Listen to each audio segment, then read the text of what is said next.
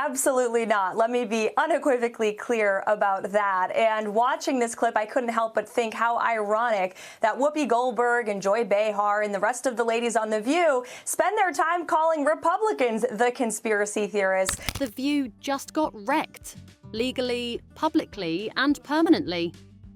Karoline Leavitt just made media history by taking down The View in court. Aren't you tired of watching elites trash others with zero consequences? Don't you want to know what they said that cost them $800 million? Subscribe now if you're here to see the untouchables finally get touched. And it was a joy to watch them on November the 6th when they realized that tens of millions of Americans do not listen to the lies that they have spewed. These women are completely out of touch with reality. And you're right, ABC should wake up. They just paid $15 million to President Trump's future library. That's a great thing. The controversy exploded during what was supposed to be a routine guest appearance on The View. Karoline Leavitt entered the studio knowing full well she was stepping into hostile territory. But she didn't expect the ambush to be that vicious, or that public. Dressed for business and prepared to discuss youth involvement in politics, Leavitt found herself the target of personal attacks from the moment she sat down. This young lady claimed her, quote, on-air snub proves that you know who will not be treated fairly in the upcoming debate. Joy Behar fired the first shot. With a smirk that said it all, she quipped, "Let's be real. Karoline isn't here for her brains." The audience laughed, but it wasn't harmless.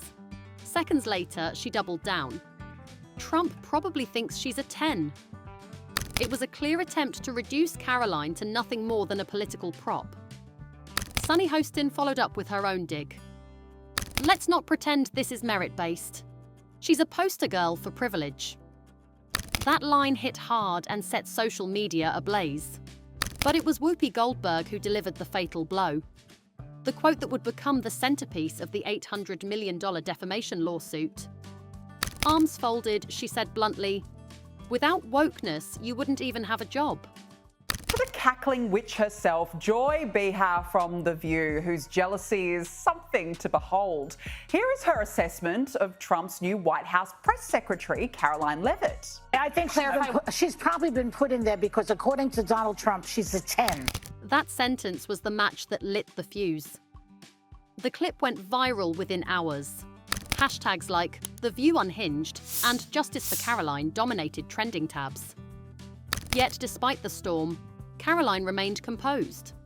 Her calm response, "What your colleagues have stated in the past is exactly why we're here today."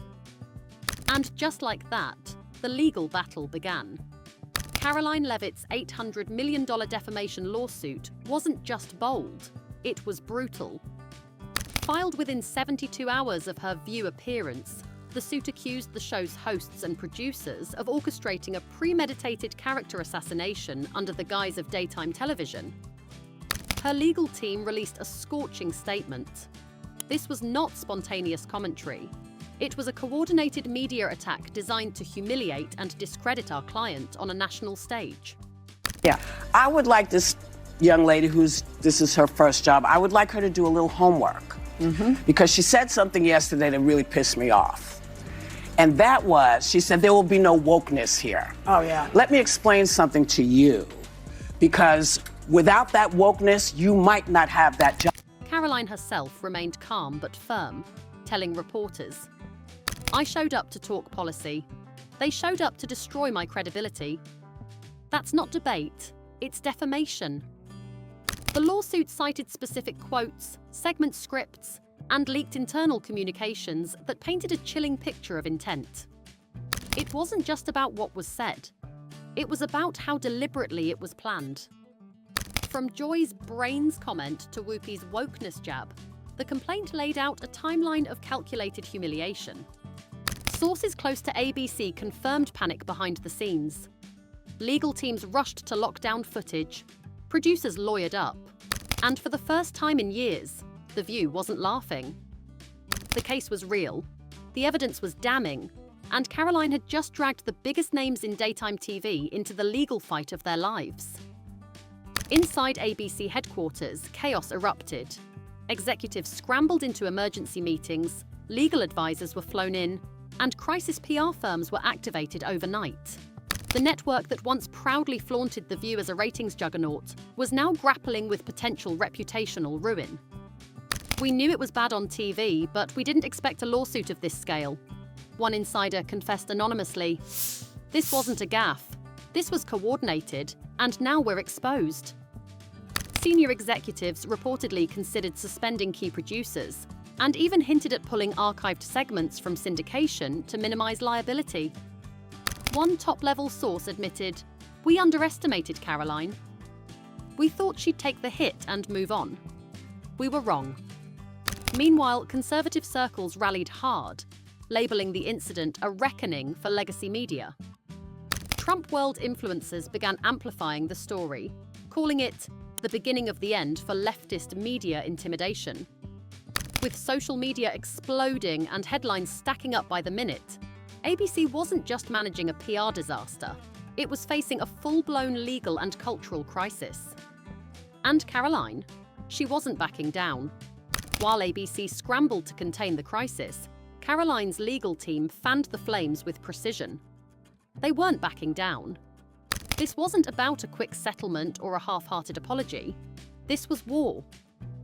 Isn't it rich that The View is saying she got the job based on looks when DEI is all about looks? Karoline's team tweeted, sending shockwaves across social media. Inside ABC, the tension was palpable. The boardroom had become a battleground. Emergency meetings were convened daily, with executives frantically discussing everything from potential settlements to crafting public statements.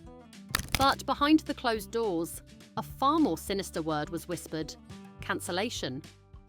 As the rumours grew, ABC insiders couldn't keep the lid on it.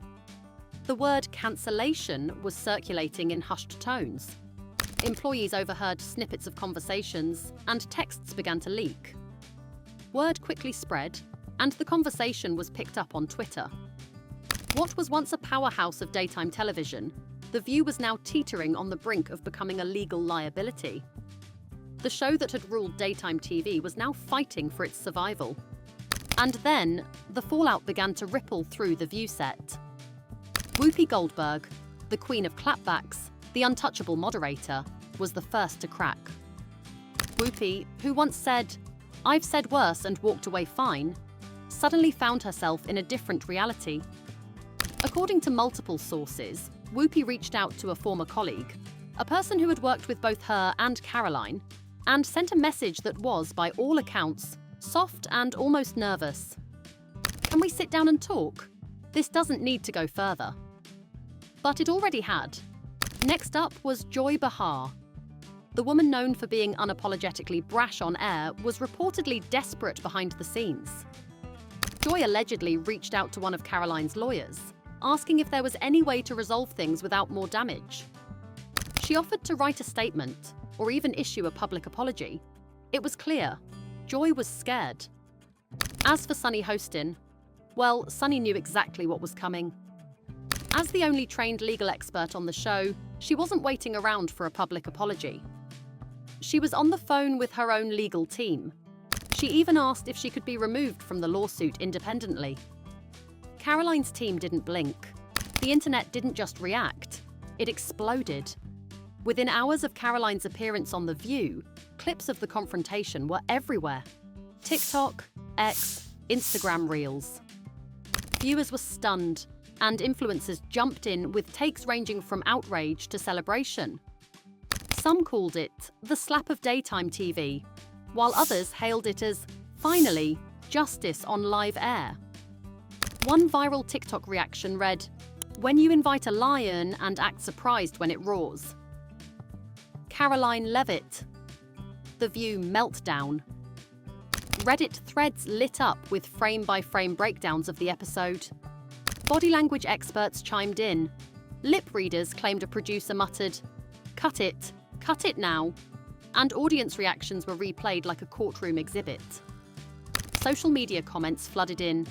She ended daytime drama with facts. They poked the wrong bear. Karoline said what half the country's been screaming for years. This wasn't just TV, it became a digital reckoning, and The View was caught dead center in the firestorm.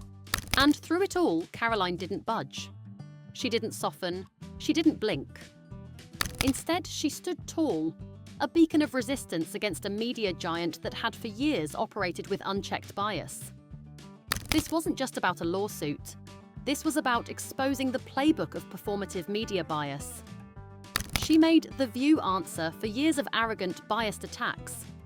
Now, Karoline's victory has become more than just a legal triumph.